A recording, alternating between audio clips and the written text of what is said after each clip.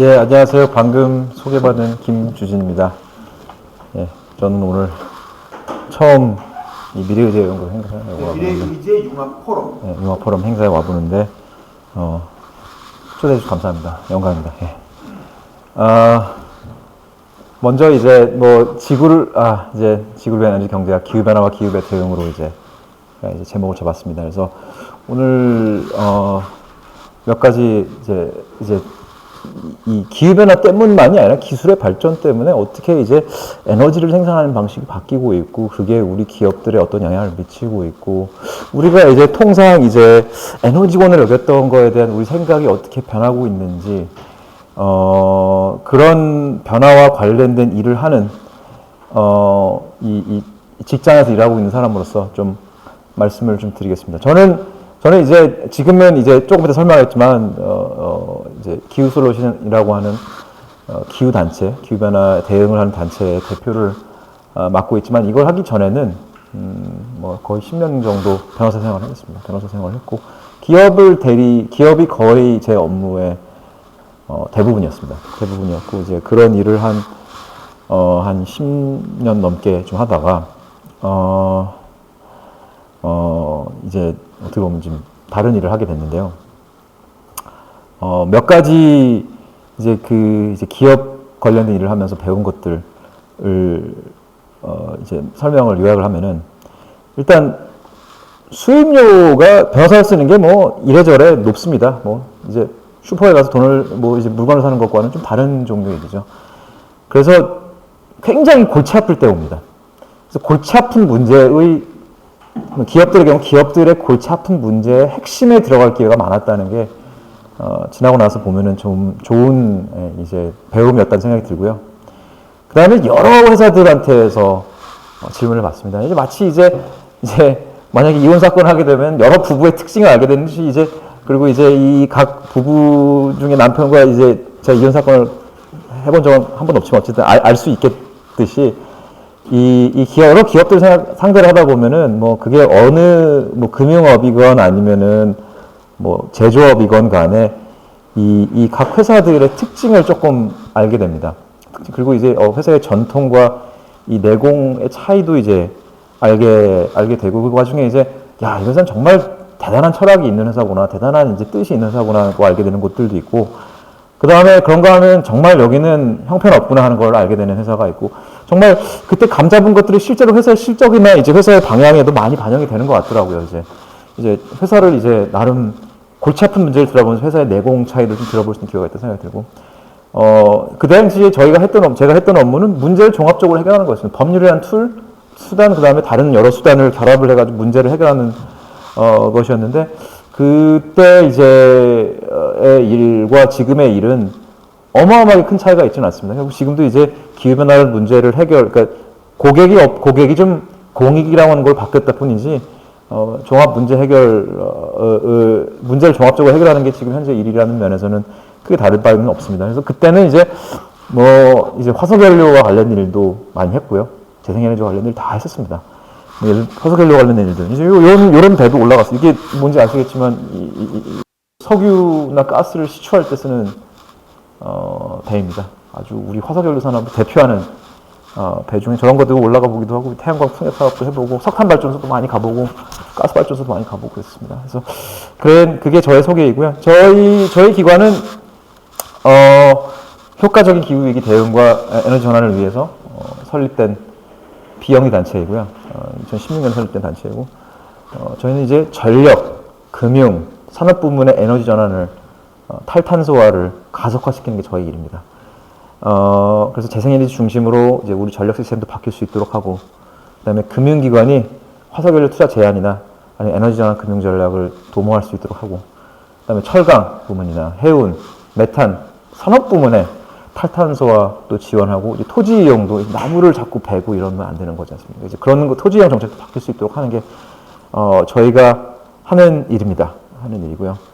그래서 이제 저희가 이제 무슨 일을 어떻게 하는지를 이제 그럼 도대체 말은 좋은데 무슨 일을 어떻게 하는 것이냐 하고, 이제 도대체 무슨 실적이 있는 거냐고 말씀을 여쭤보실 수 있을 것 같은데, 저희가 하는 이제 실적의 예가 이제 이런 것들인데, 이제 이게 한 4년도 넘게 거의 5년 전에 있었던 일인데요. 이제 그 당시에는 이제 충청남도 이제 지사님이 양승조 지사, 지금은 이제 다른 분으로 지사가 바뀌었지만, 그 당시 충청남도에서 무슨 일이 있었냐면은, 아시겠지만 충남도가 이 우리나라 석탄 발전의 한 절반이세요. 이게 얼마나 많은 절반인데 이게 한 이제 18기가와트 이렇게 얘기하면 무슨 소리인지 잘 모르시니까 캐나다 전국에 있는 그 당시 캐나다 전국에 있는 거의 2배가 있었습니다. 충남도에만. 캐나다 전국의 석탄 발전소의 2배가 충남도에 있었어요. 대부분 이제 보령, 당진, 태안 이 서해안에 딱 이렇게 서해 개발하면서 이제 있었는데, 그리고 여기에 있는 뭐 당진 화력 발전소나 아니면 태안 화력 발전소는 이거는 전 세계에서 가장 큰 발전소 중 하나입니다. 전 세계 탑 10에 들어가는 석탄 발전소들이냐. 그만큼 이제 우리의 이제 국가 주도의 이제 경제 개발 계획이 그렇게 거대한 이제 자본 집적을 가능하게 했던 거라고 보시면 되는데, 여기서 이제 이 누구도 잘 모르게 사실 전력 부문에서 돌아가는 일을 잘 몰라요. 잘 이제 보통은 잘 모릅니다. 이제 잘 모르고 무슨 얘기인지 잘 모르고 기가와트, 메가와트 이렇게 하면 잘 모르지 않습니까? 근데 여기서 어떤 일이 있었냐면은 이 발전소의 주요 부품이라고 하면은 이게 뭐 볼트나 너트가 아니라 천억 대의 수천억 대의 이 터빈 이런 것들을 이제 보일러 이런 걸 교체하는 공사를 하려고 했었어요. 이거를 하게 되면은 더 써야 될 거 아니에요. 10년, 20년 더 쓰겠다는 게 정부의 당시 계획이었어요. 근데 이거를 이때 이제 충남 미세먼지가 중요한 원인 중에 하나가 석탄 발전이다 하고 막 전국적으로 떠오르고 있었을 때였거든요. 그래서 그거를 충남도의 시민단체들 그리고 이제 충남도에서 알게 되면서 아주 대노했습니다. 이게 대노한 장면 중 하나입니다. 이거 아마 국회 도서관에서 했던 행사였던 것 같은데 이거 절대 안 된다. 석탄 발전 수명 연장이 웬 말이냐. 노석탄 화력은 빨리 꺼야 된다. 이런 얘기를 이제 했고요. 이런 행동을 하시고 나서 한 2달 만에 그냥 정부가 손들었어요. 이게 참 여러 가지 있는 중앙정부가 많은 파워가 있는 것 같지만 이 민선 지자체장 앞에서는 참 이렇게 약할 수도 있는 게 중앙정부라는 걸 이제 보면 알 수 있게 됐고, 그리고 무엇보다도 이제 사업 자체가 합리성이 없었기 때문에 방지를 하게 됐는데, 이게 한 10년 동안 우리나라 석탄 발전소 뭐 여러 개의 온실가스 배출을 막았던 일이라고 보시면 됩니다. 그걸 한 몇 달 만에 이제 이뤄낸 건데, 이로 인해서 줄어든 온실가스 배출량이 한 3, 4억 톤이에요. 이 한 몇 달간의 노력으로 인해서. 사실 저희가 이제 그 뒤에서 많이 지원을 했었는데, 3, 4억 톤이었고, 이제 이 3, 4억 ton을 한 10명 정도 인건비로 줄였다 생각하면 그게 이제 결국엔 그러면은 한 개 감축 비용이 얼마구나 하고 나오거든요. 이제 10명 인력이 10명 월급이 한 서너 달간 한 몇 억이다 하면은 이제 그걸 이제 3, 4억 톤 나누면은 이건 톤당 얼마다 하고 이제 감축 비용이 나오는데, 그게 아마 현재 탄소 시장 가격에 비해서 한 1000배 내지 10,000배 정도 싸지 않을까 싶습니다. 그런 게 이제 저희가 하는 일입니다. 이제 그런 게 이 경제적 시그널이 제대로 들어가지 않는 곳에 이제 저희 같이 이제 공익을 대변하는 기관이 들어와서 이런 공익을 달성하는 게 저희 같은 기관이 하는 일이고요. 그 다음에 또 한 가지 저희가 하는 일이 저희가 했던 이제 이는 크게 기여를 했던 일이, 물론 저희만 기여한 건 아니고 여러 기관이 같이 함께 기여를 했던 일인데, 우리나라의 해외 석탄 발전소에 대한 금융이 중단될 수 있도록 이제 기여를 한 게 저희가 했던 일 중에 하나입니다. 사실 이 한 몇 년 전에 지금 요즘 국감 시즌인데, 국정감사 시즌인데, 이 국정감사에서도 한 6, 7년 전서부터 석탄 발전에 대해서 왜 정부가 이렇게 지원을 많이 하냐, 외국에서, 국내에서. 이런 얘기들이 이제 스물스물 올라오기 시작해서 석탄 발전소가 미세먼지 원인을 생각하는데 정작 돈은 그쪽으로 가고 있으면 어떻게 하냐는 얘기가 많이 나왔었어요. 그리고 이게 이제 국제적 차원에서 좀 문제가 됐던 게, 한국의 경제가 성장하다 보니까 한국의 정책금융기관이 성장을 했단 말이야. 많은 돈을 가지고 있고, 이제 정부가 이제 큰 국고를 가지고 있다 보니 많은 돈을 가지고 있고, 많은 돈을 이제 지원을 해줄 수가 있는데, 그 지원을 가지고 이제 우리 국책금융기관, 수출입은행이나 아니면 무역보험공사 같은 금융기관들이 동남아, 주로 동남아, 베트남, 인도네시아 이런 석탄 발전소에 돈을 막 수조 원씩 이제 줬단 말이에요.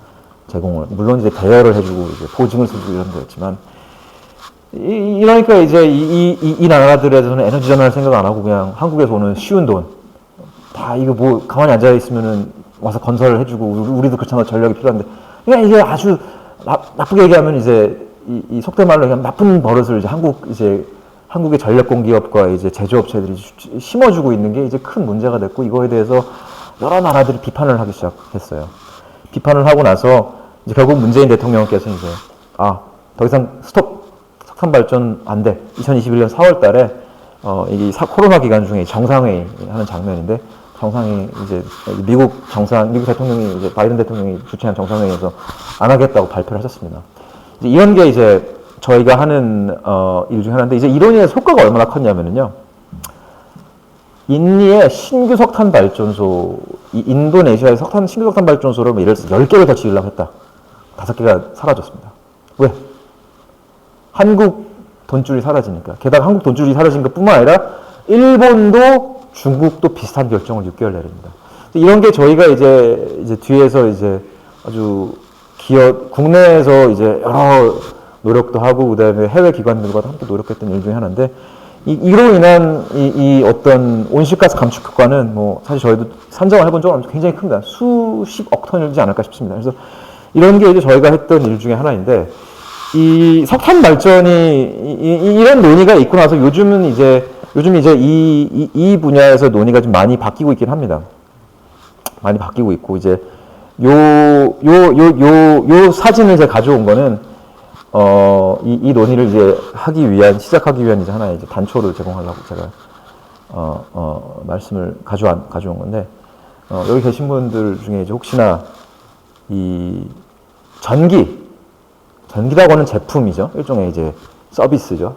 이 제품과 그 다음에 이 철강 또는 반도체, 전기 아닌 철강 또는 반도체라는 이제 제품. 이 두 가지의 차이가, 이 두 부류의 차이가 무엇인지, 한번 말씀해 주실 수 있는 분 계실까요? 뭐, 여러 가지 예가 있을 수는 있지만, 이게 뭐냐면은. 장비형 아무래도 제조업이고, 반도체는 첨단 소재 부품이고 뭐 그런. 네. 근데 이제 여기서는 철강과 반도체를 하나로 묶고, 전기를 하나로 묶으면.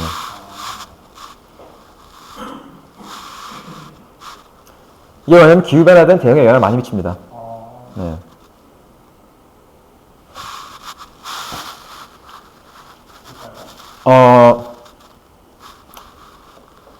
철강. 우리나라는 이거 어디에 파나요? 반도체로. 중국도 팔고요. 유럽도 팔고 미국도 팔고 하죠. 전기는요? 전기는 국내에서 만들지 않나요? 그렇죠. 고객이 다릅니다. 이게 이 전기는 웬만해서 수출 안 합니다. 물론 어떤 나라들은 개통이 다 연결돼 있어가지고 일부 넘어갑니다. 넘어가면 아주 조금 작은 비율이에요. 대부분은 그 나라 안에서 그 개통 안에서 소화가 됩니다. 일부 이제 뭐 그래봐야 10% 미만으로 이제 넘어가는 경우도 있지만 우리 철강은 뭐 절반 이상은 수출이고요. 그 다음에 반도체는 뭐 잘 아시겠지만 뭐 그 이상이 수출입니다. 그래서 이제 그런 면에서 이게 이제 기후 변화에 대한 대응에서 어떠한 영향을 미치냐면요. 철강과 반도체는 전 세계 곳곳에서 기후 변화에 대한 대응, 철강과 반도체 회사들은 전 세계 곳곳에 고객들로부터 너희는 기후 변화에 대해서 잘 대응하고 있냐, 안 대응하고 있냐 하는 질문을 받습니다. 아리백이라고 들어보셨죠? 아리백이라고 뭐 이제 대선 때 토론할 때도 이제 뭐 우리 이재명 당시 후보와 이제 윤석열 대통령께서 이제 막 말씀 나눴던 것도 있는데 그게 대표적으로 그런 겁니다. 철강은 안 그러겠느냐? 이제 삼성이 아리백 가입했다 이게 큰 일이었죠. 철강도 이제 비슷한 일이죠. 철강도 독일의 자동차 회사들, 유럽의 풍력 회사들이 저탄소 철강 제품으로 언제까지 너희의 제품을 만들어 와라. 더 이상 석탄으로 가동되는 석탄이 원료인 고로 전로에서 나오는 철강 제품은 우리는 옛날만큼 좋아하지 않을 거다. 저탄소 제품을 만들라. 저탄소 제품을 만드는 방식 중에 하나가 수소환원철 이런 것들인데 수소환원철, 수소 석탄 대신에 탄소 덩어리로 산화철에서 산소를 떼어낸 대신에 수소를 넣어가지고 산화철이라고 이제 철광석에서 산소를 떼어내는 작업을 해라. 이런 게 이제 요청받는 것 중에 하나입니다. 그래서 이게 지금 아주 중요한 현실이 되고 있고 철강사는 이런 투자를 5년 전에 10년 전에 해야 됩니다. 그래서 이 발등에 떨어진 불이 됐어요. 삼성전자는 지금 용인과 평택에 반도체 공장을 지어야 되는데 전기를 어디서 공급받을 것이냐. 재생에너지 공급받고 싶은데 도대체 갈 길이 없어. 이게 그럼 가스로 해야 되냐? 가스는 불안불안한데 가스도 나중에 클레임이 걸릴 것 같은데 이런 게 지금 우리 기업들이 겪고 있는 현실입니다. 두 번째 제가 질문을 던지고 싶은 거는 이겁니다. 대한민국의 경제 질서는 자유시장 경제 질서죠. 네, 자유시장 경제 질서고 사실 그런 이제 헌법 119조에도 이제 그거를 이제 그거를 이제 나타내는 이제 말이 이제 적혀 있는 건데 조문이 딱 있는데 이게 이런 어떤 이 자유가 만들어낸 우리 대통령께서 좋아하시는 용어인데 자유가 만들어낸 공간 때문에 우리 엔터테인먼트 산업은 또 발달할 수 있었던 것 같고 자동차 산업도 저렇게 이 규제 산업이기 때문에 발달한 게 아니지 않습니까? 전자제품 산업도 저렇게 발달을 할 수 있었던 건데 아까 이 전기라고 하는 거는 수출을 안 한단 말이에요. 좀 어떻게 보면 좀 외로운 산업이에요.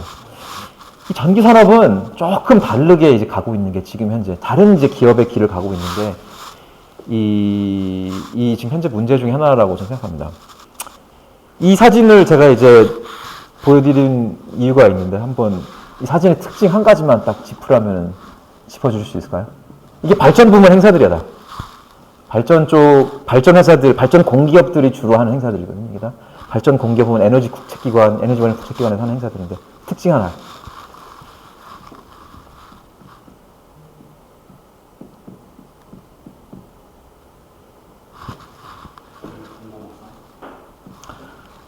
공공성이면 남자밖에 없습니다.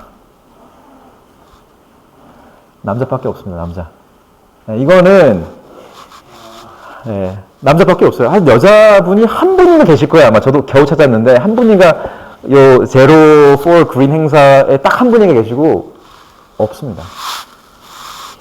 이게 이제 현재 이제 우리 에너지 산업, 발전 산업의 이제 모습을 드러내는 하나의 이제 지표, 이게 젠더에 대해서 얼마나 열려 있는지가 뭐 어떻게 객관화시킬 수 있는 지표는 아니지만 어쨌든 우리 사회에서 여성이 가고 있는 이 가치가 막 변하고 있는데 거기를 못 따라가고 있는 이제 어떤 거거든요. 이제 그만큼 이제 이 사진이 보여주는 거는 조금 오래된, 조금 옛날 방식의 산업군이다 하는 걸 이제 이 사진을 보면 저는 보면서 말씀을 드리고 있습니다. 예. 이제 그리고 또 한 가지 제가 여기서 또 더 하고 싶은 거는 이 발전 부문이 한전이 이제 적자를 작년에 30조, 지금 누적해서 40조인가 이렇게 쌓였다고 합니다. 한전이 적자가 그만큼 쌓였다고 하는데 이거 누가 책임지시나요? 삼성전자에서 40조 적자가 났으면 누가 책임졌을까요? 아마 이재용 부회장님 아마 해임되고 막 그랬겠죠. 아마 주주가 바뀌고 일단 회사가 이제 누군가에게 인수합병되고 아마 그런 일이 일어났을까 싶은데 우리 발전 부분에서는 그런 일이 없습니다. 이사회에서 누구도 책임을 안 지고요. 주주도 책임을 안 지고 아무도 책임을 지지 않습니다. 이게 이제 우리 발전 부분의 특징입니다. 이게 기업으로서는 굉장히 안 좋은 시그널들이 많이 있는 겁니다. 이들 회사에는. 그게, 그리고 이제 사업적으로 보면은 이제 그런 게 이제 보이는데, 안타깝게도 우리의 재생에너지 믹스 굉장히 낮다고 좀 이따 말씀드리고, 국제에너지기구에서 좋은 자료들을 많이 넣었습니다. 국제에너지기구는 이제 우리나라도 회원사인, 우리나라 정부도 회원인 국제기구입니다. 여기를 보면은 전 세계 신규 에너지 투자가 어디서 나는지를 보여주고 있는데 초록색이 쭉 올라가지 않습니까? 초록색은 재생에너지입니다. 그 다음에 저 위에 파란색은 개통에 대한 투자라고 보시면 되고요. 그럼 가운데 이제 줄어들고 있는 갈색은 뭐고 아주 살짝 작은 부분, 약간 늘어나는 것 같지만 작은 부분인 이 노란색은 뭐냐? 노란색은 우리나라에서 말도 많고 탈도 많은 원자력입니다. 네. 그 다음에 이 갈색, 이제 줄어들고 있고 점점 위축되고 있는 이제 이 갈색은 화석의 연료입니다. 석탄과 가스, 유류 모두 포함된 겁니다. 그 정도로 이게 이제 앞으로의 경제를 내다보는 사람이면 어디로 가야 될지, 신규 공장을 짓는 사람들은 어디로 가야 될지 이런 걸 보면 딱 알 수가 있는데 우리나라는 안타깝게도 저 노란색에서 논의가 집중되고 있는 게 또 안타깝습니다. 안타깝고요. 이제 그게 현실이고 이게 이제 엠버라고 하는 이제 에너지 싱탱크에서 내놓은 이 전 세계의 태양광과 풍력 발전 비중입니다. 우리나라는 저기에 있습니다. 아시아 오세아니아의 S 코리아라고 돼 있죠. 저기에 있고요. 그다음에 이제 우리보다 낮은 나라, 높은 나라들은 뭐 어디고 낮은 나라들이 어디인지 우리가 이제 익숙한 아시아에서만 보면은 인도가 우리보다 높고요. 베트남이 우리보다 높고요. 중국이 우리보다 높고요. 터키가 우리보다 높습니다.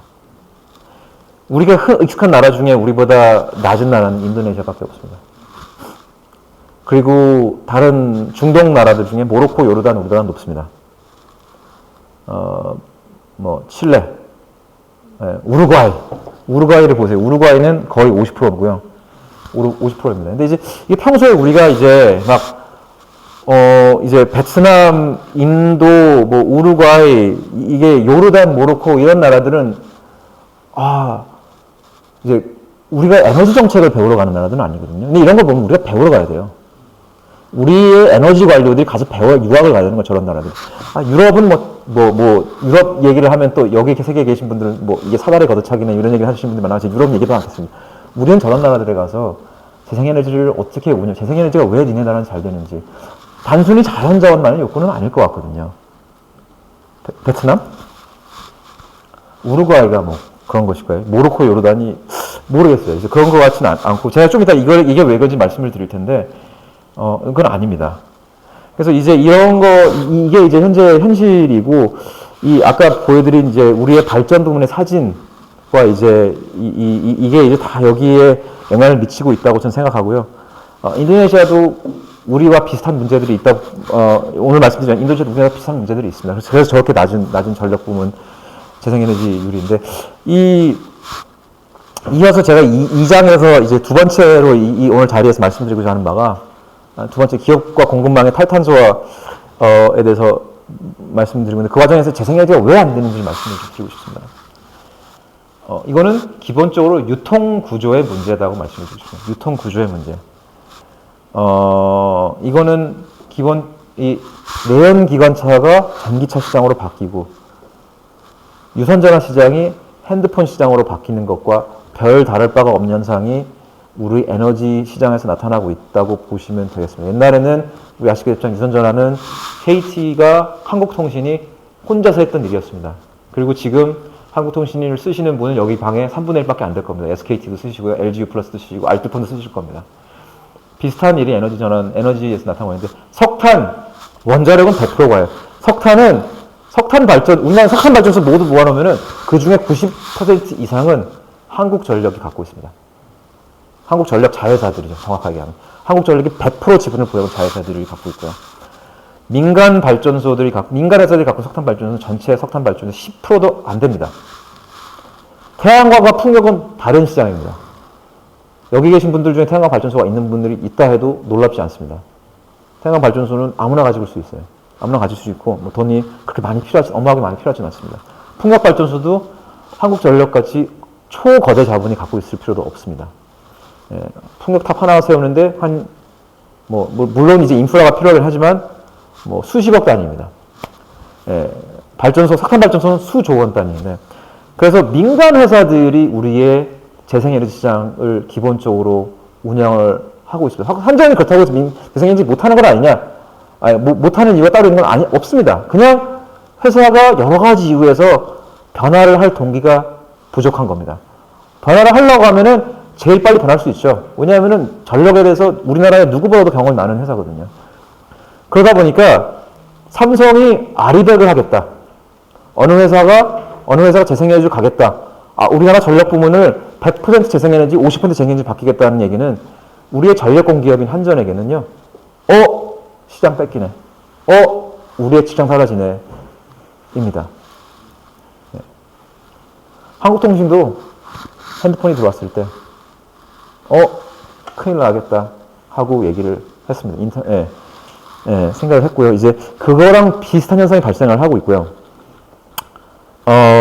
그래서 저는 경쟁의 문제를 공정하지 않은 경쟁의 문제가 지금 우리 발전 시장에서 발생하고 있고, 이 기존 사업자가 신규 기술이 들어오는 걸 자꾸 막으려고 하는 현상이 이 문제의 가장 중요한, 우리 발전 부문이 탈탄소화되지 못하고 저런 현상을 보이고 있는 가장 중요한 원인이라고 저는 생각합니다. 근데 이제 이게 그래서 실제로 제주도 같은 데는요, 재생에너지가 오늘같이 가을 태양이 좀, 사실 봄이 더 그럴 텐데, 태양이 어느 정도 있고 바람도 어느 정도 부는 날에는 재생에너지, 태양광 풍력 발전 비중이 거의 60%까지 올라갑니다. 재생에너지로 인해서 개통을 운영할 수 없다는 얘기는 제주도를 가보세요 하고 얘기를 하면 답이 끝나고요. 그리고 제주도는 이 거의 20% 가까이 재생에너지로 개통이 운영되고 있습니다. 근데 이제 이게 재생에너지 발전소가 많아지면, 제가 제주도 슬라이드가 아마 뒤에 있을 것 같은데, 이 한전 보유한 화석연료 발전소, 가스 발전 회사들과 민간 태양광 발전소에서 경쟁이 일어납니다. 태양광 풍력 발전소. 그리고 이제 그 경쟁이 출력 제어를 태양광과 풍력을 하는 게 맞느냐, 틀리냐는 이제 논란으로 이제 일어나고 있고요. 있습니다. 근데 이제 문제는 이제 이게 한국전력 내에서 전력 개통 안에서만 끝나는 문제는 모르겠는데, 그게 아니라 여기서 더 나아가서 우리의 산업이 아리백 요구를 받고 있는 녹색 철강을 공급받으라고 하는 우리 철강 회사들, 우리의 산업 제조업체들의 영향을 미치기 시작하니까 문제가 되기 시작하는 겁니다. 한국전력이 아까도 말씀드렸지만 30-40조 정도의 적자를 보고 있습니다. 적자를 보고 있는데, 이거 간단합니다. 여러 가지 얘기하지만, 원자력 때문에 생겼다고 얘기하지만, 아주 요 숫자, 요런 표를 보시면 금방 알 수 있는데, 이거는 화석연료의 리스크라고 발현된 거라고 보시면 알겠습니다. 이게 작년 1분기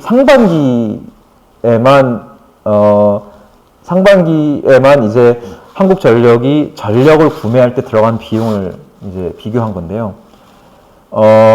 이 밑에 이제 저 진한 파란색이 재생에너지, 신재생에너지이고요. 노란색이 LNG, 석탄이 저거고요. 그 다음에 원자력이 제일 밑에 있습니다. 적자가 어디서 생겼는지, 이제 전력 구입 비용이 늘어났으니까 적자가 생기는 거 아니겠어요? 전력 구입 비용은 늘어났는데 이 소비자한테 걷는 건 비슷하니까 적자가 늘어나는 거 아니겠어요? 근데 보시면 알겠지만 노란색이 월등하게 많이 늘어났죠. 가스. 주황색도 많이 늘어났습니다. 석탄. 한전 적자에 대략 이런 거 보면 이 당시 적자의 한 3분의 1 정도는, 한전의 추가 비용의 한 3분의 1 정도는, 3분의 4분의 1 정도는 석탄 때문이었고요. 가스 때문이었습니다. 재생에너지 비용은 좀 늘어났어요. 재생에너지 비용이 늘어난 이유 제가 간단히 말씀드릴게요. 저 재생에너지 때문에 이제 적자가 늘어났다고 얘기하는 거짓말입니다. 그건 거짓말이고요. 아주 국회의원분들께서 그런 거짓말 자꾸 하시는데, 거짓말이고, 저게 늘어난 유일한 이유는요, 재생에너지 가격이 늘어났기 때문에, 재생에너지는요, 깔면은 하드웨어이기 때문에, 하드웨어를 깔고 연료비가 안 되기 때문에 처음 깔면 그 가격이 그대로입니다. 저게 늘어나는 유일한 이유는요, 우리나라의 전력 구입, 재생에너지 발전소를 보상하는 방식이 화석연료 가격이 연동되어 있기 때문입니다. 그러니까 화석연료 가격이 올라간 재생에너지 발전소들은 재미를 볼 수밖에 없는 구조입니다. 그래서 늘어난 겁니다. 그래서 우리의 뛰어나신 국회의원분들이 무슨 말씀 듣고 그러신지 모르지만 아닙니다. 왜냐하면 그럴 수가 없어요. 연료비 리스크가 없는 발전원이거든요. 한전의 적자의 역사를 보면은요, 한전은요, 유가가 높을 때 적자가 났고요, 유가가 낮을 때 흑자가 났었습니다. 한전은 사실상 대한민국 정부의 헤지펀드, 에너지 가격 헤지펀드입니다. 에너지 가격을 완충시켜주는 기관을, 공기업을 완충시켜주고 있고, 이게 러시아의 우크라이나 침공이라고 하는 아주 거대한 에너지 시장의 변화가 일어나다 보니까 지금 감당할 수 없는 적자가 났고, 아마 저 30, 40조 적자가 작년에는 이제 여기 계신 분들 아실지 모르겠지만 우리 자본시장에 영향을 미쳤어요. 왜냐하면 한전이 30, 40조 적자가 나면서 자본시장에서 한전의 좋은 신용등급인 이유는 한국 정부가 이제 뒤에서 보증을 하기 때문에, 사실상 보증을 하기 때문인데, 으로 인해서 이 여의도의 자금을 진공청소기처럼 빨아들였어요. 한국전력이라는 회사가. 회사채 발행을 통해서. 이제 그래서 이제 민간 경제에 영향을 미치기 시작하고, 이게 어느 순간에는 국가의 이제 재무 현황, 신용 등급에 영향을 미치지 않을까, 저는 우려가 매우 됩니다. 예. 이런 말씀들, 무리한 탈원전, 신혜정의 학회 정책이 한전 위기를 초래했다는 얘기는 저는 손바닥으로 하늘 가리기라고 얘기하고 싶습니다. 얘기할 수 있습니다. 숫자가 얘기하는 아주 명백한 사실인데 왜 우리의 어른들은, 우리의 지도자들은 아직 이런 논리에 현혹될지 저는 매우 매우 화가 납니다. 네. 신임 한전 사장님이십니다. 네. 전직 국회의원이십니다. 전직 국민의당 국회의원이셨고요. 지금 신임 한전 사장이 되신 분이십니다. 이 기사를 잘 읽다 보면 결국에는, 이 적자는요, 큰 사업을 해가지고 살려야 된다. 한전이 작은 사업을 잘해서 살려야 된다. 전기요금 올려서 살려야 된다는 겁니다. 전기요금을 올리는 건 좋은데, 전기요금을 올리면서 비싼 전기요금을 비싼 전기를 다른 곳에서 살 수 있는 방로를 열어줘야 되거든요. 근데 한전 독자적인 생태계 내에서 삼성에게는 더 저렴한 재생에너지 살 수 있는 길을 열어주지 않고 한전을 통해서만 전기를 사겠다 하는 거는 그냥 우리만 잘 되겠다는 얘기예요. 이제 결국 이 기사, 이런 분들이 나와서 하시는 말씀은 나는 나의 시스템을 더 공고하겠다는 얘기인데, 그 시스템에 대해서 좀 더 말씀을 깊이 있게 드리도록 하겠습니다. 이 전력이라고 하는 거는 어떻게 생산되냐? 발전소에서 먼저 만들어지죠. 이제 우리는 발전소에서 되게 끝난다고 생각하지만 이 발전소 뒤에는 이 전력 유통 시스템이 있습니다. 이 유통망이 있는데, 이 발전 시장의 한 70% 정도를 한국전력, 이 자회사들이 이제 원자력 발전, 석탄 발전소, 가스 발전소 중에 한 절반 정도를 한전 발전소들이 한국전력 소유 회사들이 운영을 하고 있고요. 이 송전, 변전, 배전, 판매는 거의 전부 다 한전과 정부가 통제를 하고 있습니다. 한전의 여긴 자산 대부분이 한전의 소유이기도 이고요. 그 다음에 이제 조금 송전과 배전이 뭐냐를 이제 좀 자세히 말씀드리면은, 송전은 철탑, 고압 철탑, 고압망이다. 그리고 배전은 전봇대다. 이렇게 이해하시면 됩니다. 철탑과 전봇대. 그러면 이제 고압 철탑에서 전봇대로 전기를 옮겼을 때 바로 옮길 수는 없고요. 이 옛날 표현이지만, 그리고 일본식 표현이지만, 도란스를 통과해야 됩니다. 변전소가 도란스입니다. 도란스. 트랜스포머이고요. 그래서 이제 그게 이제 전력이 운영되는 방식이고, 그래서 이 전봇대를 통한 전력이 이제 저희 집에 들어올 때는 한 번 더 이제 변압기를 통과해서 저희 집에 들어옵니다. 아까 말씀드렸지만, 이게 이제, 아마 오늘 말씀드릴 슬라이드 중에 제일 어려운 얘기일 것 같은데, 이 발전은 한국전력 자회사가 한 70% 이상의 사업을 하고요. 주로 석탄, 가스, 원자력이고, 재생에너지 발전은 대부분 한전이 아는 회사들이 합니다. 그 다음에 송전, 배전, 판매는 거의 한전이 다 하고요. 이 중간에 한국전력거래소라는 회사가 있어요. 한국전력거래소는요, 쉽게 말해서 고속도로 톨게이트 같은 회사입니다. 고속도로에 들어갈 수 있는지 판단을 하고요. 고속도로는 이제 여기서 한국전력의 전력망이죠. 한국전력의 전력망에 자동차가 들어갈 수 있는지, 전기라고 하는 자동차가 들어갈 수 있는지 판단을 해주고요. 그 다음에 들어가면 얼마를 내야 돼? 경차는 얼마 내야 되고, 화물차는 얼마 내야 되는지 결정을 하는 겁니다. 그래서 이 톨게이트가요, 공정해야 될 것 같죠. 톨게이트가 공정해야 되는데, 이 톨게이트가 사실상 한전의 지배를 받으면 어떻게 되겠습니까? 이 톨게이트의 거버넌스를 보면은요, 톨게이트의 주주총회, 회원총회, 이사회를 보면요, 한전의 자회사처럼 돼 있어요. 톨게이트 각종 위원회, 전력거래소 각종 위원회에 이 구성을 보면은, 이거는 한국전력 자회사에 유리하게 판단을 내릴 수밖에 없네 하는 판단이 되게끔 구성이 돼 있어요. 이러면 어떻게 됩니까? 가재는 개편을 굽죠. 이 톨게이트가 결정하는 건 아까도 말씀드렸지만, 들어갈 수 있어, 없어? 액세스. 그 다음에 들어갈 때 얼마를 줄게. 너희 전기는, 가스발전소에서 오는 전기는 얼마를 줄게. 재생에너지 발전소는 얼마 줄게. 이걸 결정하는 건데, 이게 공정해야 됩니다. 그래야지만 이 발전원들 사이에서 공정한 경쟁이 일어날 수가 있는데 그 공정한 경쟁이 일어나지 않는 게 지금 현재 문제입니다. 그리고 그래서 아까도 말씀드렸지만 아리백이 달성이 되지 않는 겁니다. 제주도가 대표적인 예입니다. 제주도 아까도 말씀드렸지만 화석연료 발전소들은 다 한전 겁니다. 재생에너지 발전소는 대부분 한전이 아닌 회사들이 갖고 있습니다. 제주도에는요, 평소에 한 600메가와트, 600 정도 전기를 씁니다. 평소에. 부하가 600 정도 되고요. 이 600을 받쳐주는 900만큼의 화석연료 발전소가 있고요. 800만큼의 재생에너지 발전소들이 있습니다. 그러니까 1700 정도 발전 용량이 있는데 소비는 600밖에 없어요. 경쟁이 일어나야 돼요. 경쟁이 일어나야 되는데, 문제는 아까 고속도로 톨게이트쯤 되는 회사가 자꾸 한쪽에 유리하게 판단을 내리고 있는 것 같다입니다. 한쪽에 유리하게 판단을 내리는 방식이 배터리 설치하면은 재생에너지가 개통에 들어갈 때 개통의 주파수를 흘리지 않으면 들어갈 수가 있고요. 개통의 주파수가 덜 흘리면 들어갈 수 있고, 그렇게 하는 게 결코 비싸지가 않습니다. 근데도 안 합니다. 동기조성기라고 하는 장비, 그렇게 비싸지도 않은 장비 설치할 수도 있고, 실시간 시장을 운영할 수도 있고, 가상발전소. 기술적 표현들인데, 그렇게 비싸지 않은 유연성 자원들입니다.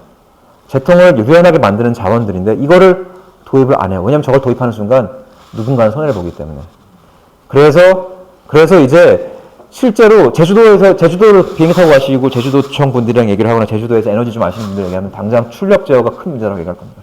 제주도는요, 태양광과 풍력 발전소들, 대개 도민들이 보유하거나 도민들이 고용되어 있는 발전소들이, 물론 한전 발전소도 도민들이 계시긴 하지만 도민들의 이해관계가 많이 연결되어 있는 태양광과 풍력 발전소들이 출력 제어를 받다 보니까 도청에서는 큰 문제예요. 정치적으로 지금 문제가 되고 있어요. 근데 이게 왜 생기는 거냐? 누군가는 이게 재생에너지 발전소가 많이 생겨서 이런 출력 제어, 그러니까 재생에너지 발전소를 끄는 출력제가 발생하고 있다고 얘기를 하고 싶은데, 그게 아니라 제주도의 가스발전소, 이게 제주도의 출력 제어 양을 보면은요, 그러니까 풍력 발전의 양은 늘 비슷했었습니다. 17년, 18년, 19년, 20년 늘 비슷했는데, 이 19년도부터 출력 제어 횟수가 늘어나요. 14회, 15에서 46회, 77회 늘어납니다. 왜? 여기 왼쪽에 있는 가스발전소들이, 한전 자회사 소유의 가스발전소들이 등장하기 시작하면서 경쟁이 더 치열해진 겁니다. 그러다 보니까 출력 제어가 늘어나게 되고, 이제 이런 게 이제 경쟁을 보여주고 있는 걸 대표적인 얘기고요. 이게 이제 이 기업들의 불만으로 이어지고 있습니다. 아까도 말씀드렸지만 우리 전력 부문의 낙후성이 이 기업들에게 번지고 있다고 말씀을 드렸는데, 예, 이런 걸 보면 알 수가 있습니다. 우리나라에서는 아직 이제 기업이 전력을 이제 재생에너지 발전소로부터 전력을 직접 혹은 간접적으로 구입할 때 이 프라이싱, 이 전력 가격 체계가 이제 조금 이제 정착되지 않은 부분인데, 얼마 전에 한전이 내놨던 초안에 의하면, 가격안에 의하면은 재생에너지 직접, 삼성 같은 회사가 재생에너지 직접 구입을 자기 발전량에, 자기 소비량의 단 1%, 단 0.5%라도 하게 되면요, 나머지 99%에 대한 전기값의 기본 요금이 50% 상승합니다. 왜? 모릅니다. 그렇대요. 사실 이건 하지 말라는 얘기예요. 이런 거를 한국전력과 이제 한전자부가 내놓습니다. 내놓는데, 이러다 보니까 이제 이런 현상이 나타납니다. 대한상의를 통해서 기업들이, 아니, 우리 기업의 공급망 탈탄소와 아리백 등등 이런 이유에서 우리가 이제 이 재생에너지를 직접 구입하거나 간접 구입하는 이 계약을 체결해야 되는데 못하고 있다. 불만이다 하고 이제 이 대한상을 통해서 이제 이런 설문조사들이 나오는 거고요. 죄송합니다. PPA가 뭐냐면요, 파워 퍼치스 어그리먼트. 재생에너지 직접 구매 계약입니다. 예, 재생에너지 직접 구매 계약을 보시면 돼요. 예를 들어서 삼성전자가 어디지? 해남에 해상풍력발전소를 짓고선 혹은 이제 거기 누군가 지었다. 삼성물산이 지었다. SK건설이 지었다. 지어가지고 그 발전 사업주로부터 전기를 사오는 겁니다. 사오는데, 이거를 하게 되면은 만약에 PPA 이만큼 했다. 삼성의 전기 용량 전체에 대한 기업 재생에너지 PPA를 체결했다. 그럼 어떻게 될까요? 아까도 말씀드렸지만 한전은 석탄 발전소는 원자력 발전소 하나만큼의 매출이 있습니다. 싫죠. 가격이 이제 그렇게 나오는 겁니다. 가격을 이상 가격 체계를 한전이 따르라고 얘기를 하는 거이고요. 어찌 보면은 이 망이라고 하는 거는 그냥 무색투명하게 존재하는 이 공공 영역이어야 되는데 그걸 누군가 사유하고 자기의 이제 사업을 위해서 보호를 하고 싶은 경향이 있기 때문에 생기는 현상이라고 보시면 됩니다. 이 두 번째 재생에너지 안 되는 이유는요, 간단하게 말해서 포스코가 제철소를 짓듯이 혹은 한전의 석탄 발전소를 짓듯이 혹은 여수 석유화학단지에 석유화학 공장을 짓듯이 재생에너지 발전소를 인허가를 내지 않기 때문입니다. 재생에너지 인허가를 내는 방식이 굉장히 복잡합니다. 기초지자체, 광역지자체들이 대부분의 절차를 수행을 합니다. 사람도 없고 사건은 많고 그 다음에 당선이 또 다음번에 돼야 됩니다.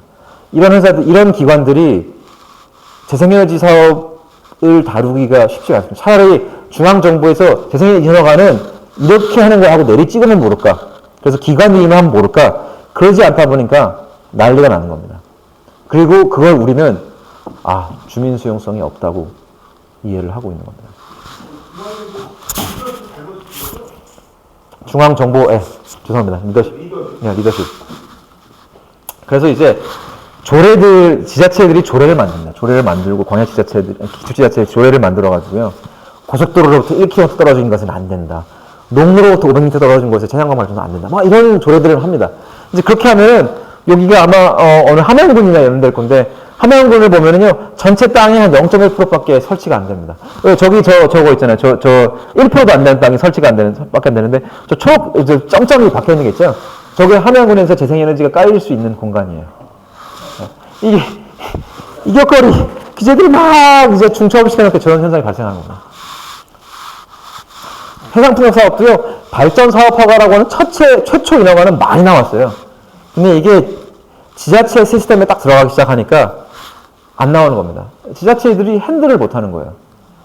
차라리 중앙정부가 이거를 이 인허가 권한을 가져가서 확 진행하면 모를까. 그게 안 되니까 이제 실제 보급은 저거에 1%도 안 되는 양밖에 보급이 안 됩니다. 그래서 이런 시설을 짓는 것처럼 사실 기후의 위기가 심각한데 그러지 못하고 있기 때문에 이런 현상이 발생을 하고 있고요. 이거 이제 이 국회에 와서 또 이런 얘기를 하기는 좀 그렇지만 보수 정부가 사실 재생에너지 인허가를 잘 줬었어요. 충청남도에 태양광 인허가 현황을 보여주는 건데요. 빨간색 선 2014년 이전 14, 15, 16, 17, 17 쭉 올라갑니다. 재생에너지에 대한 인허가가 더 많이 나왔어요. 박근혜 정부 특히. 네.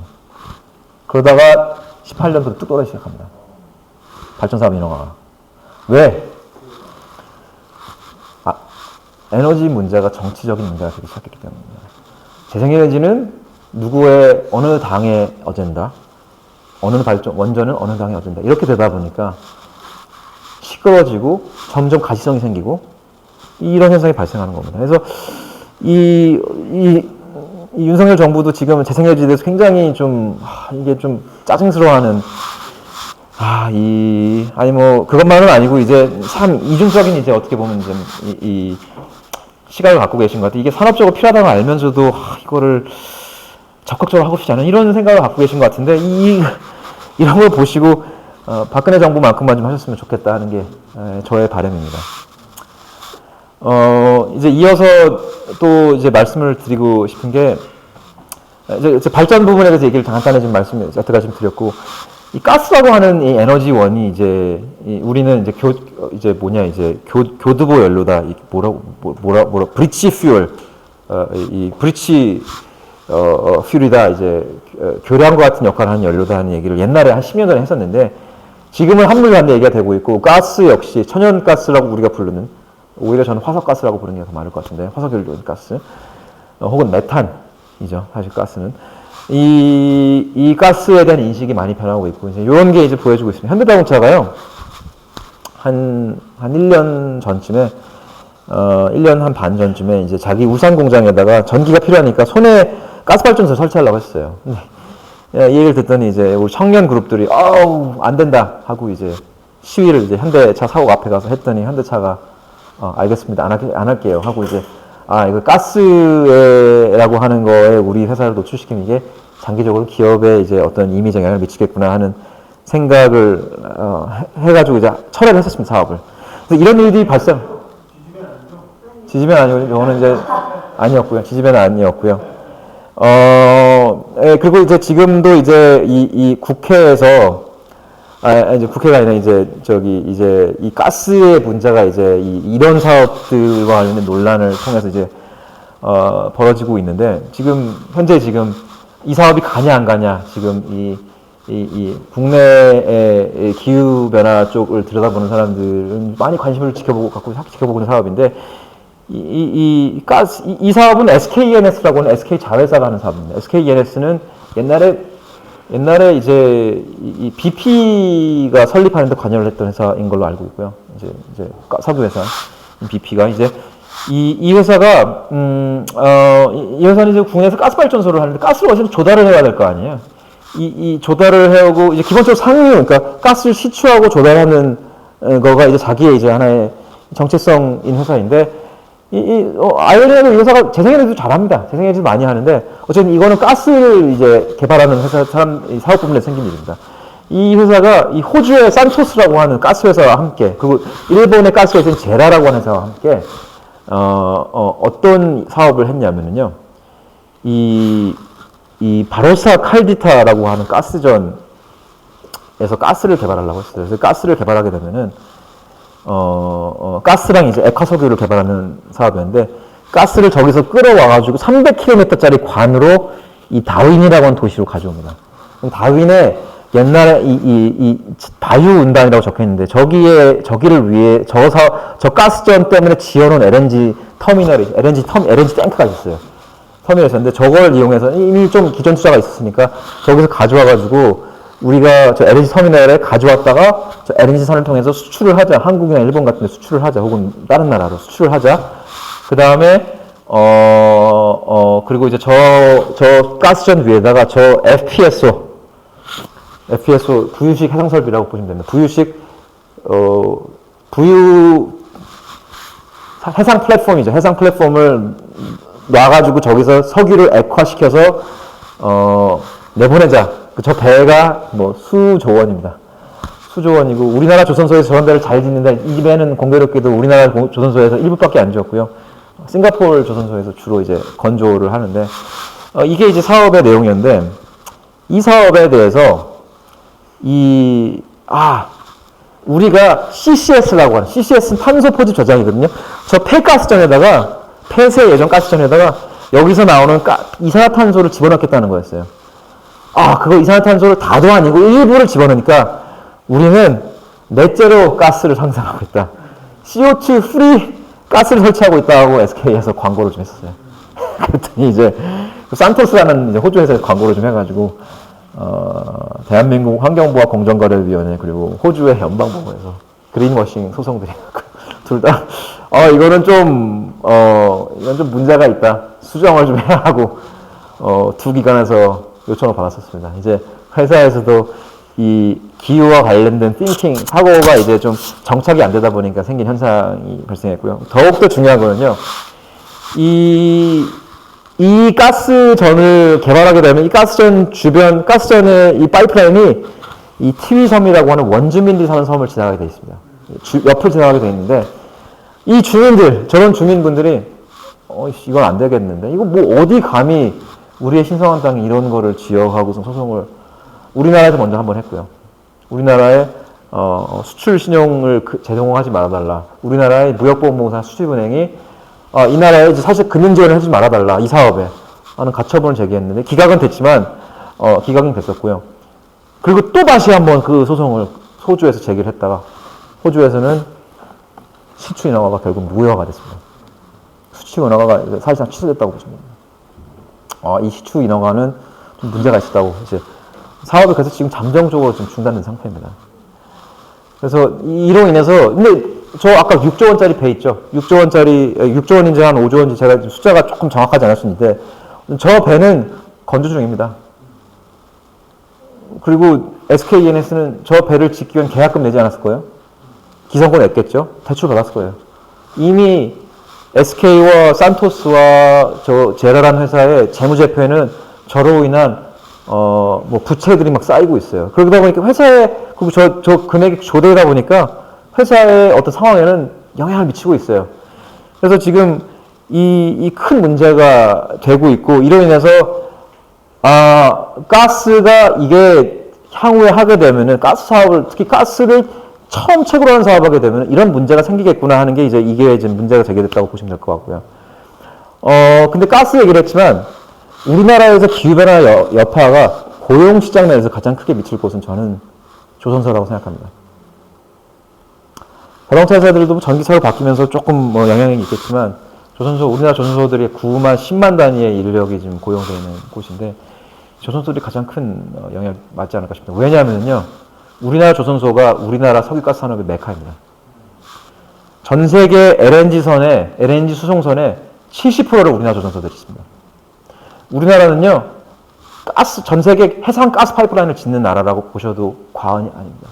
그리고 이게 우리 조선소들의 알짜배기 사업입니다.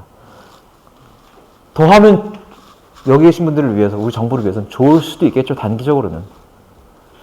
근데 지구인들은, 우리 이 지구에 사는 사람들은 온실가스 줄이기 노력할 거고, 그 과정에서 가스 사용량은 분명히 줄어들 겁니다.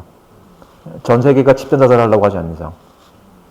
그 기준산 중에 하나가 1.5도 시나리오인데, 1.5도 시나리오를 1.5도 이상 높이지 말자, 1.5도 높이지 말자는 게 이제 지금 현재 전 세계 사람들이 따르고자 하는 이제 시나리오인데, 그 1.5도 시나리오에 맞춰서 LNG선을 LNG선을 가동했을 때, 저기 나와 있는 저 초록색 선 정도밖에 LNG선을 가동할 수가 없어요.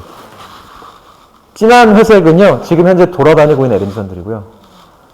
저 옅은 회색은 짓고 있는 LNG선들입니다. 지금 짓고 있는 LNG선들은요, 다 괜히 짓는 LNG선들이라는 얘기입니다. 1.5도 시나리오를 전 세계 사람들이 짓는다고 했을 때, 지금 짓는 LNG선들은 지을 필요가 없는 선들이다. 네. 2.5도 올라가면 우리 사실 죽거든요. 2.5도 시나리오 간다고 해도 지금 짓고 있는 에너지선들 중에 괜히 짓고 있는 것들이 많습니다. 그런 상황이, 그래서 저 여파는 언젠가는 올 겁니다. 석탄발전소도 우리 뭐 여기 계신 분들 아실지 모르겠지만 석탄발전소도 그 삼척 화력을 지었을 때 똑같은 얘기가 있어요. 과연 석탄발전소가 그렇게 쓸데없는 자산이 될까? 이런 얘기들이 있었거든요.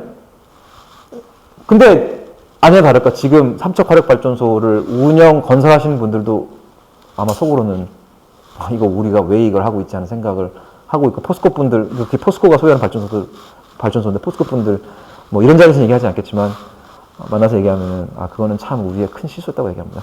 똑같은 실수가 우리의 조선소들에 발생하고 있고, 저거를 우리 경제가 기후변화라는 충격에 잘 대응하기 위해서는 이거와 관련된 정부의 노력, 그리고 저희 같은 기관들의 노력이 많이 필요합니다.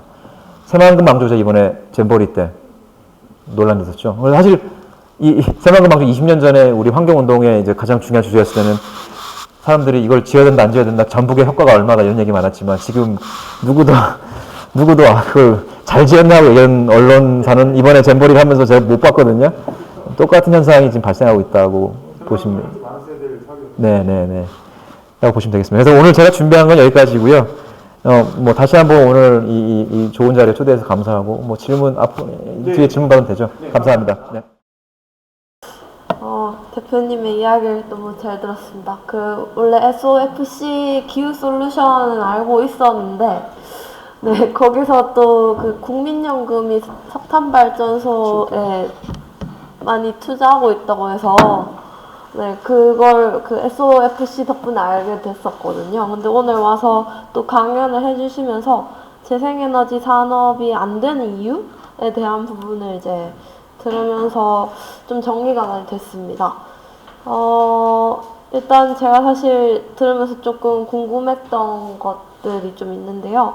그러니까 저희 아까 이야기하셨지만 중앙정부가 이미 다 그렇게 권력을 쥐고 있기 때문에 저도 청년으로서 좀 재생에너지 농부가 되고 싶었어요. 어떻게 하면 에너지를 내가 생산을 해야 될 것 같고 앞으로 기후 위기 시대에서 이제 기후 적응 시대로 지금 가고 있는데 결국에는 에너지 생산한 농부가 되지 않으면 모든 국민이 살아남을 수 없다라는 생각을 했고 그래서 그 재생에너지 관련된 뭐 이런 이제 창업이나 아니면 어플 이런 걸 알아봤는데 그것도 이제 서울 시민들은 받기가 굉장히 어렵더라고요. 그 뭐 경상도 주민들만 할 수 있고 그래서 저 같은 청년들은 아예 시도조차 못 하겠다라는 생각을 했었습니다. 그래서 이런 것들이 좀 될 수 있었으면 좋겠는데 중앙 정부가 잡고 있다고 해서 이걸 어떻게 하면 뭐 청년들이 좀 변화를 만들 수 있고 또 서울에 있는 시민분들도 이거를 사고 싶어하는 분들 분명히 있을 거거든요. 근데 이런 걸 어떻게 하면 할 수 있을지 너무 궁금하고요. 두 번째는 이제 제가 이건 들었었는데 전 정부가 이제 태양광 에너지를 너무 많이 만들었는데 그걸 아무 때나 막 설치해가지고 오히려 더 역효과가 났다라는 이야기를 알고 있어요. 그래서 뭐 농가에 그냥 막 했다가 이제 농민들도 피해 있고 뭐 태양광도 제대로 관리를 못해서 그걸 또 다시 재활용도 못하고 그런 쓰레기 폐기 문제까지 전 정부라는 발생해요. 건 이제 이명박 박근혜 정부 때 있는 거죠? 네. 아까 많이 이용했다고 했는데. 네, 문 정부도 문재인 정부 포함해서. 포함입니다. 네. 그래서 이런 부분에 대해서 저는 태양광의 인식이 또 안 좋아졌거든요. 근데 저는 그게 또 유튜브에 찾아보면 좋은 인식과 안 좋은 인식이 이렇게 막 비등비등한데 어쨌든 저는 또 환경 인플루언서로서 그게 안 좋다고만은 말을 못 하겠는 게 어쨌든 아까 변호사님께서 말씀하셨지만 결국은 우리가 재생에너지로 가야 하는데 네, 유럽도 이미 가고 있고 우리나라는 너무 뒤처져 있는데 결국은 가야 하는데 이 인식을 바꾸려면 또 어떻게 해야 되는지가 되게 궁금했습니다. 그리고 사실 저도 오늘 텀블러를 갖고 왔고 그렇지만 개인이나 이런 청년들이 할 수 있는 에너지 실천 생활이 뭐 코드 뽑아라부터 시작해서 뭐 불 닦거나 한 달에 한 번씩 뭐 이렇게 소등을 하자 이런 거 있는데 저는 그게 크게 효과가 있는지 잘 모르겠거든요. 그래서 어떻게 하면 일반 시민분들이 할 수 있는 방법 제가 최근에 이제 유퀴즈에 나오셨던 윤순진 교수님이 하신 이야기는 결국은 시민들 소비자들이 이제 이 중앙 정부에서 접근하는 에너지 접근을 끊고 다 에너지 농부가 되어야 된다 그 이야기 하셨는데 그렇게 하고 싶어도 저희가 할 수 없기 때문에 저는 굉장히 답답함을 느끼고 있습니다. 그래서 이 부분에 대해서 좀 궁금했습니다. 감사합니다. 좋은 질문 감사합니다. 질문을 받을 때마다 저도 이제 생각을 많이 하게 되고 그런 것 같은데요. 아까 제가 이제 먼저 재밌는 아까 이제 코드 뽑는 거 말고 불 끄는 거 말고 내가 할 수 있는 거 없느냐 말씀하셨죠. 이 광고 업계에서는요. 한국전력과 한국가스공사는 갑 중에 갑입니다. 누구나 1년에 광고비를 100억 단위로 100억대로 씁니다. 그분들이 파는 메시지가 뭔지 아세요? 불 끄자. 코드 뽑자입니다. 그분들의 핵심 메시지가 우리 화석연료 산업이 가장 원하는 메시지가 그겁니다. 왜요? 개인의 문제다. 우리의 문제가 아니다. 우리는 개인의 문제로 이제 이 기후변화 문제를 개인이 잘해서 해결하자. 플라스틱을 덜 쓰고.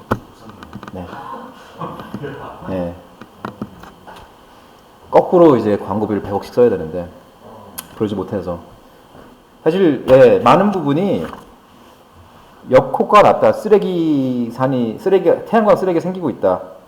아무튼 역효과가 났다. 이 얘기도 근데 비슷하게 이제 우리의 언론이 다 그런 정보가 나가는 걸 장악이 돼 있기 때문에 생기는 면도 좀 있어요.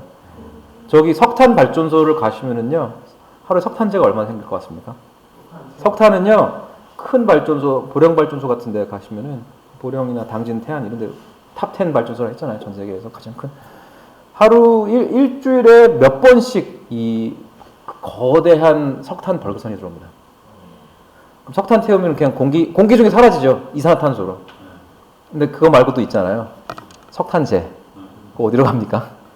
쓰레기예요. 그거 아무도 얘기 안 하잖아요. 그죠? 태양광 쓰레기. 20년에 한 번 나올까 말까요? 20년 넘게 써요, 태양광 패널을. 그리고 태양광 패널 20년 전에 깐 게 별로 없기 때문에 나올 게 없어요. 고장난 거 빼놓고는. 사실 우리 냉장고 고장난 것만큼도 안 나올지도 몰라요. 근데 그거는 그렇게 과대포장되면서. 네. 태양광이 산으로 가는 이유는 아까 깔 데가 없기 때문에 산으로 갑니다. 산이 인허가가 좀 더 쉬웠거든요, 옛날에는. 요즘은 안 그렇습니다. 한때 그랬었어요. 한때 그랬었고요. 네. 그래서 이제 어떻게 인식을 바꾸느냐. 그러면은 어떻게 우리가 여성의 권리에 대한 인식을 바꿨는지, 어떻게 우리가 인권에 대한 인식을 바꿨는지가 크게 다를 바가 없습니다. 계속 그냥 사람들께 똑같은 메시지를 얘기하고 똑같은, 제가 쓰는 표현 중에 좋아하는 것 중에는 보험 파는 것과 다를 바가 없습니다. 발품 할인하는 것 말고는 없고요. 여기 계신 분들이 똑같은 보험을 팔아주셨으면 하는 게, 제가 이런 걸 열심히 윤범기 기자님께서 연락을 했을 때 제가 가야죠 하고 말씀드렸던 이유도 그런 것 때문입니다. 네. 강연에도 얘기를 안 했는데 그냥 오시나? 아, 얘기를 해야 되나 보죠? 왠지 손해를 본 느낌. 네. 네, 알겠습니다. 전혀 관심 없고요. 네. 아까 이제 전력기후 비용기 왜 석탄과 재생에너지가 왜 연동되어 있냐. 사실 석탄이랑 가스랑 연동되어 있는 겁니다. 가스가 왜 연동되어 있냐면 아주 기술적인 문제고 바꿀 수가 있는 거예요. 이거는 아주 쉽게 바꿀 수 있는 거거든요. 근데 이제 바꾸지는 않고 있어요. 여러 가지 이유에서. 이제 기존이 편하니까. 이게 제일 크고요. 바꾸는 주체가 국회냐 아니면 아니요. 국회도 아니고요. 이제 아마 전력거래소와 환자부가 결정하면 될 겁니다. 네. 우리 이제 공기업, 그러니까 공공기관과 정부가 결정하면 되는 거예요. 근데 바꾸면은요, 누군가 손해를 봐요. 그리고 태양광이 비싸다는 얘기는 사실 이런 어떤 규정을 가지고 비싸다고 얘기하는 거예요. 왜 가스랑 간단합니다. 우리의 전력 시장이 이것도 비정상적인 건데 95% 거의 90% 이상이 현물 시장이에요. 그러니까 이게 선물 시장으로 가는 게 정상이거든요. 조금 어려운 얘기지만. 그리고 이제 남은 조그만 잔량들만 이제 현물로 가는 게 이제 정상적인 시장인데, 우리도 환전을 할 때 벌크로 크게 환전하고 남은 거는 이제 조금씩 해야죠. 왜냐면 벌크로 할 때 싸잖아요. 전기도 그렇게 계약을 하는 게 맞는데 우리는 그냥 다 현물 시장이에요. 가락동 농수산물 시장에서 사는 게 아니라 다 백화점에서 사는 거예요, 우리 전기를. 프라이싱 시스템이 그러니까 제도가 그렇게 돼 있어요. 물론 그렇다고 해서 손해를 보게끔 디자인되어 있지는 않은데, 근데 그 한쪽 에너지원이 그로 인해서 이익을 보게 돼 있어요. 제가 복잡한 얘기는 안 할게요. 근데 어쨌든 다 현물 시장이고요. 현물 시장의 꼭대기 가격은 가스 가격입니다. 그 현물 가격을 재생에너지 따라가다 보니까 가스 가격으로 재생에너지가 돈을 받고 있는 거예요. 우크라이나 침공으로 인해서 재생에너지 가격이 전기 가격이 올랐단 말이에요. 도매 시장에서. 그러다 보니까 태양광 발전소나 풍력 발전소도 그냥 재미를 봤었어요. 그거는 얼른 줄였어요, 정부에서. 태양광과 풍력 발전소는 반사의 이익을 보지 않게끔 하긴 했는데 그런 현상이 있었습니다. 그래서 우리 시장의 설계가 된 방식이 그렇기 때문에 이런 게 생기는 거고, 이거는 쉽게 바꿀 수가 있습니다. 의지만 있다고 한다면. 네, 바꾸지 않는 이유는 잘 모르기 때문에. 이런 정치적 의지를 결집하기 힘들기 때문에. 그리고 누군가는 여기에 가만히 앉아 있으면은 노 코멘트 하고 있으면은 누군가는 득을 보기 때문입니다. 네. 여러 가지가 있습니다.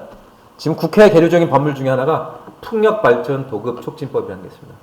보급 촉진에 대한 특별법, 풍촉법이라고 이제 약자로 얘기하는데, 이거 2, 3년간 계류 중입니다. 이 법이 하는 역할은요, 인허가를 쉽게 하는 겁니다.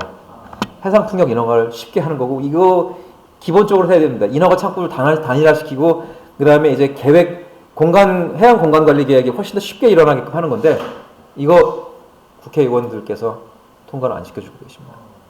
이번 국회에 넘어갈 것 같아요. 이 에너지 문제 관련된 이제 누구도 통과를 시키고 싶은데 아마 제가 얼핏 알기로는 원자력에 대한 입장 차이 때문에 지금 여기 도매금으로 좀 묶여 있는 게 아닌가 싶고요. 아까 태양광 이격거리 제가 막 점점이밖에 못 그거 국회에서 법률 신재생활법 개정하면 해결됩니다. 사실 국회까지 올 필요도 없어요. 원희룡 장관님께서 대통령령 하나 시행령 대통령령 만드시면은 그러니까 국토장관 그러니까 이제 장관 시행 규칙 내지는 시행령만 만들면은 조례들을 찍어 누를 수 있습니다. 안 하고 있어요. 네. 국토부 공무원들이 좀 귀찮으신 거예요. 독점, 독점이 큰 문제인 거. 이게 개통이 중립적이어야 되는데 이게 왜 독점이 되느냐고 말씀하셨는데 사실 독점의 문제는 저희가 매우 익숙하게 잘 알고 있는 독점의 문제 하나 있어요. 기소독점이라고 아시죠? 기소독점. 맞아요. 누군가에게 하나의 권력이 주어져 있으면은 이상한 현상들이 발생을 하고요.